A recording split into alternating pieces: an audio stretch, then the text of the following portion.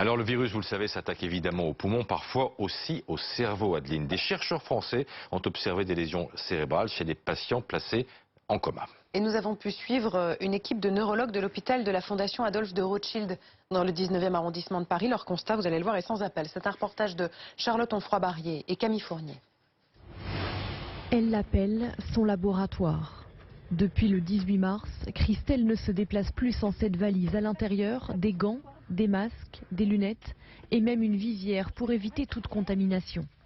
Mais malgré ces précautions, cette infirmière part travailler la boule au ventre. C'est la première fois où je rentre chez moi en ayant peur pour mes enfants, en me disant est-ce que je ne vais pas transporter quelque chose. Moi je me dis est-ce que je ne vais pas être malade. Et puis c'est le stress de voir tous ces patients en fait tous en réa pour la même chose, quoi. Chaque nuit, Christelle pratique des électroencéphalogrammes sur des patients atteints du coronavirus et placés en réanimation. Exceptionnellement, nous sommes autorisés à l'accompagner dans la chambre d'une personne plongée dans le coma. Pendant 20 minutes, l'infirmière examine son activité cérébrale et tente de la faire réagir.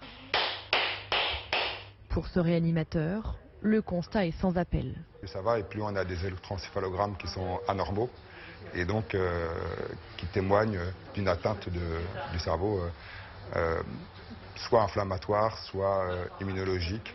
Un trouble que les neurologues ne parviennent pas encore à soigner, mais aux conséquences pourtant dramatiques. Troubles intellectuels, de troubles psychologiques, de difficultés d'attention, de concentration, de difficultés de reprise d'activité professionnelle, de la nécessité d'évaluation neuropsychologique, sans doute d'une rééducation neuropsychologique, en plus de la rééducation musculaire, respiratoire, cardiaque. À ce jour, 52 patients atteints du coronavirus présentent en France des lésions cérébrales.